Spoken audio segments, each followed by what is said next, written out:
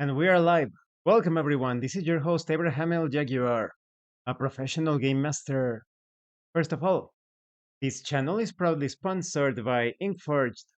This is a fantasy role playing game that is highly detailed but very easy to understand. You can imbue your weapons and gear using magically charged ink. You will find the link in the description and in the pinned comment. This channel is also proudly sponsored by the Red Room Publishing, the Red Room Publishing. Please check out their store for exclusive tabletop RPG products. They have recently released the New Flash, a future noir tabletop RPG where cyberpunk meets biological horror. You will find the link in the description and in the pinned comment as well. This channel is also proudly sponsored by the Dead Tree Studios, publishers and developers of Dames of Asstoria, a tabletop RPG where you play as monster girls, experiencing high adventure in a world that doesn't fully accept them. They have recently released Daughters of Lamb. This is a pay what you want tabletop RPG where you play as cybernetic nuns with guns. You will find it in their website. The links will be in the description and in the pinned comment. Now, let's continue because today I am playing the let me maximize myself solo tutorial actual play featuring Dragonbane. If you haven't seen the other parts of this ongoing solo saga, please check out the well, rather than a saga, it's more like a chronicle because usually sagas are tied. Well, you could also say that, right? If you take the campaign world as the main protagonist, an ongoing saga, you'll find the other parts in the playlist in the description. In the previous session, my other character died. Gradnar, the Red Cloak, the Mallard, that humanoid duck, he died fighting in the second stage of this campaign. And now I have created a new character. Before I get started, this character is called Garman the Reckless. He's an old fighter. He has a beard that reaches the collarbone, and his long hair and beard are colored with white hair and light brown hair. He's pretty old, not exactly very strong. The constitution and agility is also somewhat low. It's not the worst, but average. He is quite the unremarkable character when it comes to stats. And his dream is that he wants to form a mercenary company, but throughout his life, he has been down on his luck and been able to accomplish that. So he looks at this expedition of finding the piece of the weapon that could destroy many foul creatures, which lies within the breach. He thinks it's his only chance to brave the fall breach in order to obtain glory and riches to create his mercenary company. He has already been informed of the downfall of, well, he never returned, right, of Grodnar by the old Wolfkin, Ingolfer. But still, he was not intimidated by the fate of his predecessor, one of many fallen adventurers, and so he ventures forth deep. Because the ritual was completed in the previous part, the countdown for the hazards that may appear in this quest, it moves forward a bit more rapidly, twice as fast, representing the foul energies that are being enacted upon the world, and specifically upon the breach. This character is very fragile because of his old age. He is quite skilled at various things, but because he's a fighter, I decided to make him a stealthy and agile fighter, focused more on stealth and unorthodox tactics. So he won't be able to trade blows. He needs to be extremely cautious. He is dressed in leather armor. He somewhat looks like a ranger, but without a cloak or cape. And so it begins. Garman made his way into the tavern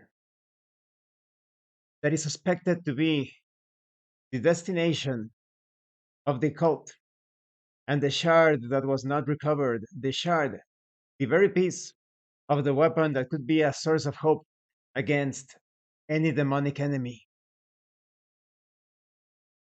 He remembers the words of the old Wolfkin. A wizard of repute once dwelt within the breach, studying the fiendish origins of the rift. Decades have passed, come and gone, since the Mage's demise, and their tower lies abandoned. Venture there and retrieve an artifact more than useful to ye.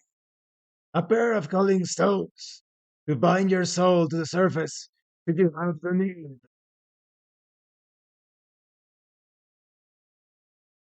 As Garman, I light a torch. With my left hand, I hold the torch with my left hand and unsheath my dagger, holding it in my right hand, and proceed through the dark tunnel, taking careful steps forward. Garman once again remembers the words of the old Wolfkin. To access the tower from the vault, step ye not into a passage, but through the illusionary wall marked with a crescent moon. As Garman, I examine the walls throughout the tunnel and think in a somewhat loud voice. Well, if the old Wolfkin is correct, these walls are not what they seem. But how to tell them apart?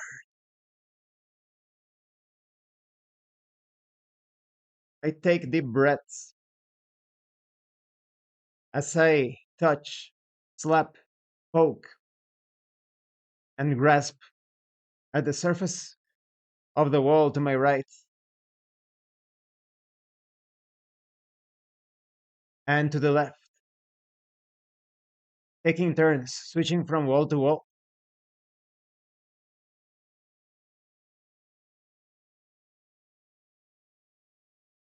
I make a spot hidden roll.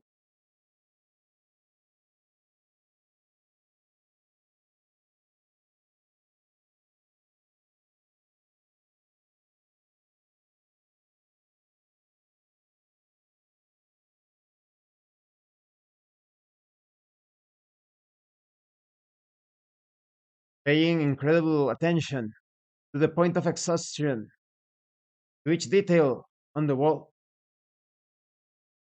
experiencing great frustration. I search again. This inflicts the angry condition as I am reattempting the roll.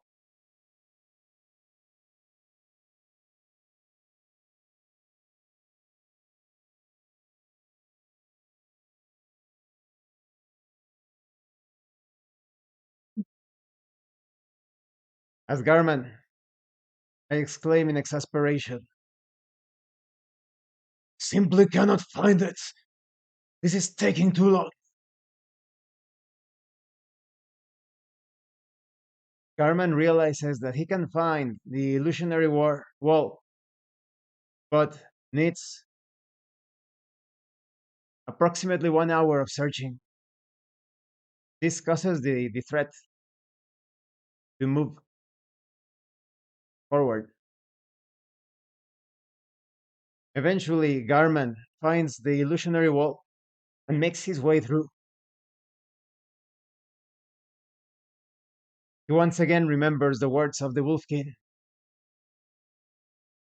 Trees of brittle stone stand in maddening formation in the tower's arboretum. Find the path through and heed not the whispers of the trees. The dryads who once dwelt within have long since become something else.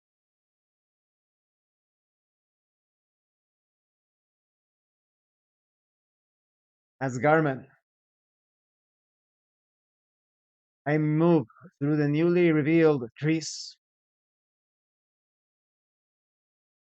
covering my ears with both hands, keeping the torch between my arm and the chest, sheathing my dagger,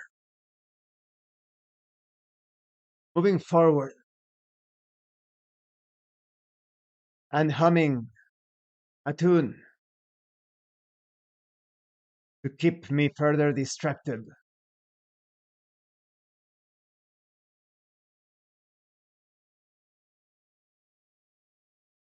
I use the adaptive ability from the human species, spending three willpower points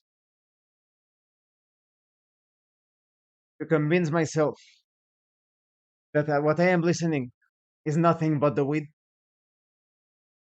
attempting to keep myself free from the illusion, from the sound, the hypnotic vibration.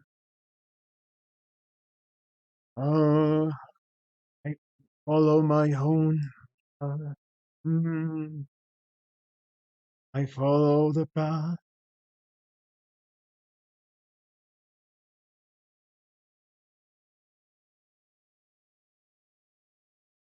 I feel anguish and sorrow taking control of my heart.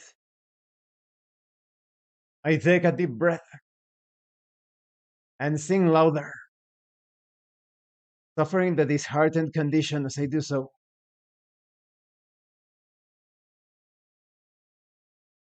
Those days of old, they will never return, but the ever lasting path ahead, bright, bright and shiny. Garman is unable to distract himself from the illusions, the sound, the hypnosis beckons him towards a tree. As soon as he is close to the tree producing the sound, laughter is heard, diabolical, diabolical female laughter.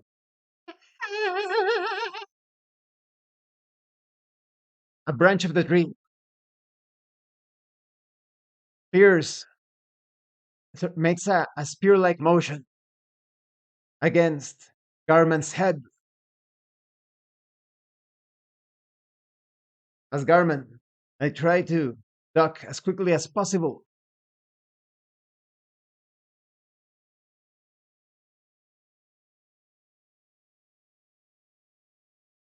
dodging just in time and running quickly, making my way through the passage.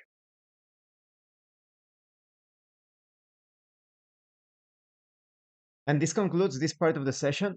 Today, I would have liked it to keep on playing, but I'm a bit of on a tight schedule. But at least I got the journey started. It didn't start so good. Garman has been hasn't been too successful, and the countdown has been moving forward because of those failures. He already has two conditions applied, so it could be a great idea to take a moment and rest before moving on. But of course, he won't be able to interact with other places that could have been revealed if he was successful in his findings. I hope he doesn't die like Grodnar. So far, so good. We shall see, right? We shall see. And as usual, I really dislike it that they handle the adventure like the Wolfkin is telling you what you are going to find because of his visions. Why couldn't they simply describe what was in each room, corridor, tunnel? A simple instead of saying, for example, instead of saying to access the tower from the vault, step in not in a passage. As you move through the tunnel, you realize that the walls are strange looking, with changes of tones and texture. It could be that one of these walls is an illusion. You see, but either way, I'm still enjoying it. Just pointing out those imperfections. Thank you for watching this actual play tutorial session of Dragonbane. And if you have any questions or comments, please let me know. Don't forget to leave a like, subscribe, and thank you so much to those of you that are going the extra mile to support the channel. If anyone else wishes to further support the channel, consider joining as a member using the super thanks button. Like, subscribe, take a look at the information. Oh, I already said like and subscribe.